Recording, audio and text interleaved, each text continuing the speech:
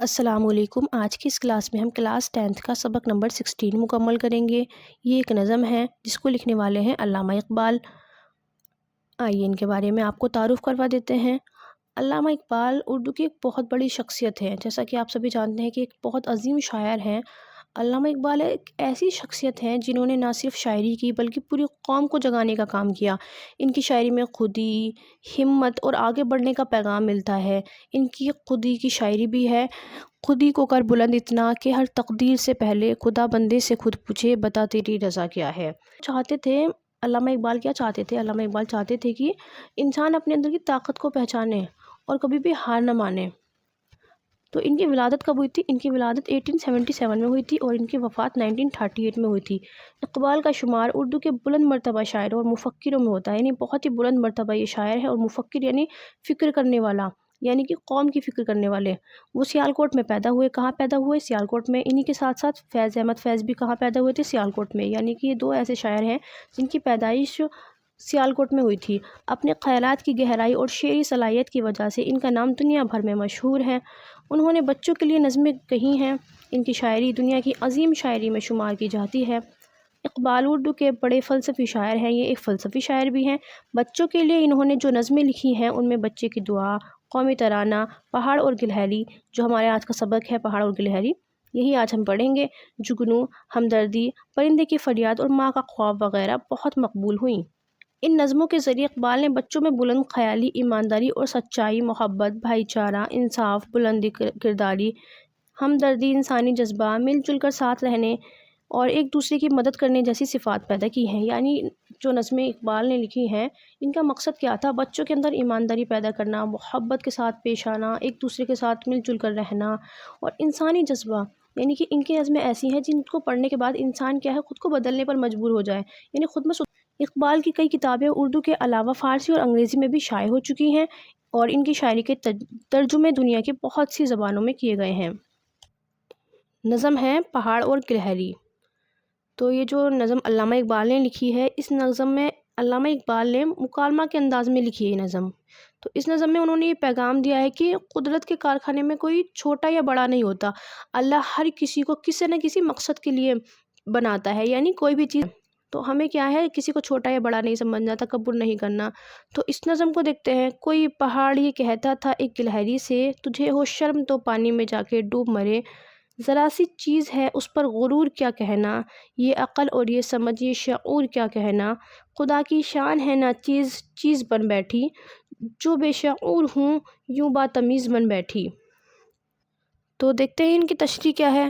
تو اس میں کیا ہوتا ہے، کوئی پہاڑ یہ کہتا تھا ایک گلہری سے، یعنی کہ ایک پہاڑ نے گلہری کو چھوٹے قد کو دیکھ کر اسے حقارت سے کہا کہ اے حقیر گلہری، یعنی اس کو چھوٹا سمجھنا، تجھے شرم کے مارے پانی میں ڈوب مرنا چاہیے، تجھے ہو شرم تو پانی میں جا کے ڈوب مرے۔ یعنی کہ ایک پہاڑ نے گلہری سے کیا کہا، اگر تجھے شرم ہے تو تجھے پانی میں ڈوب مرنا چاہیے۔ پہاڑ نے ایسا کیوں کہا؟ پہاڑ نے ایسا اس لیے کہا کیونکہ اس کے چھوٹے قد کو دیکھ کر اس کو حقارت کی نگاہ سے دیکھا۔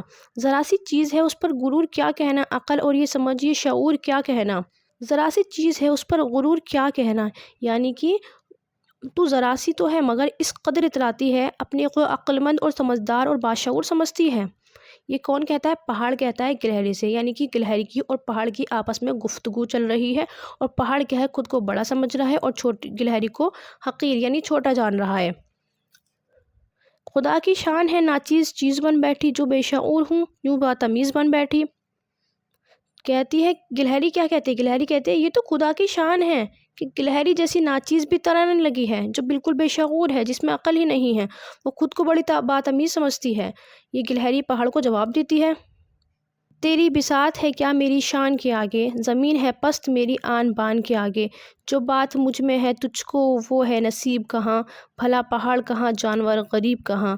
کہا یہ سن کے گلہری نے منہ سنبھال ذرا، یہ کچی باتیں ہیں دل سے انہیں نکال ذرا۔ پہاڑ کہتا ہے کہ تیری بساط ہے کیا، یعنی کہ تیری کوئی حیثیت نہیں ہے میری شان کے آگے۔ پہاڑ گلہری سے کیا کہتا ہے، کیا گفتگو چل رہی ہے ان دونوں میں؟ پہاڑ گلہری سے کہہ رہا ہے کہ میرے آگے تیری کوئی حیثیت ہی نہیں ہے، میرے آگے تو زمین بھی پست ہے، کیونکہ پہاڑ کتنا بڑا ہوتا ہے اور گلہری کیا ایک چھوٹی سی چیز ہے۔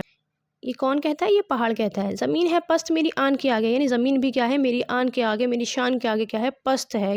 جو بات مجھ میں ہے تجھ کو وہ نصیب کہاں، بھلا پہاڑ کہاں جانور غریب کہاں. یعنی کہ پہاڑ گلہری سے کہتا ہے کہ کہاں مجھ جیسا لمبا چوڑا پہاڑ اور کہاں تجھ جیسی حقیر سی یعنی کہ معمولی سی چھوٹی سی گلہری. کہا یہ سن کے گلہری نے منہ سنبھال ذرا، یہ کچی باتیں ہیں دل سے انہیں نکال ذرا.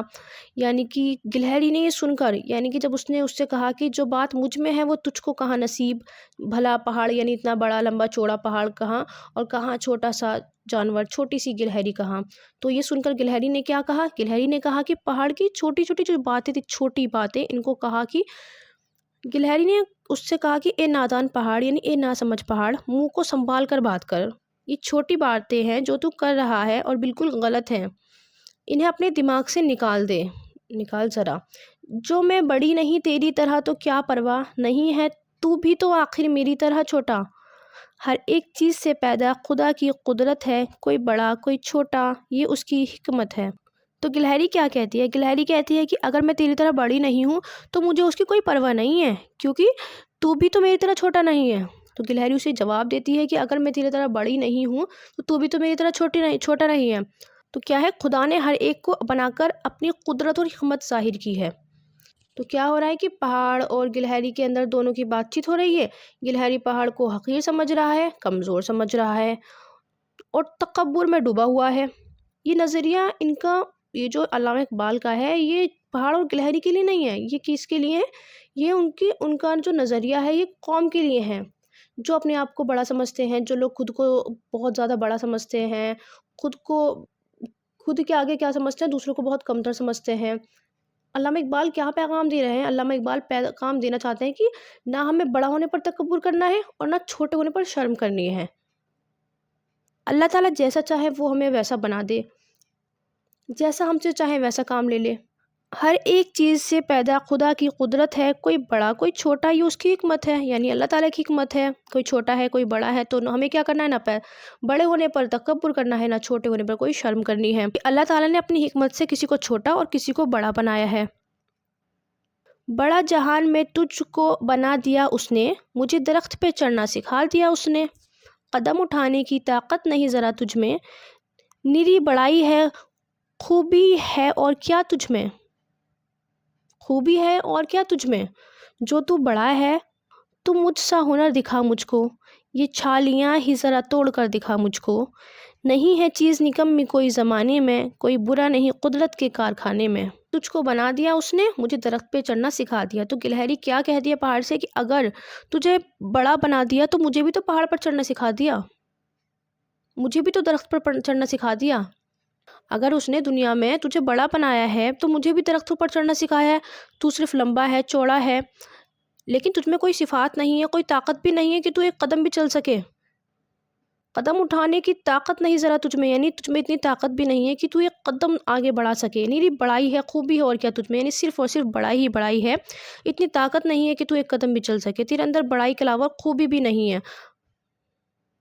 جو تو بڑا ہے تو مجھ سا ہنر مجھ کو دکھا، یہ چھالیاں ہی ذرا توڑ کر مجھ کو دکھا.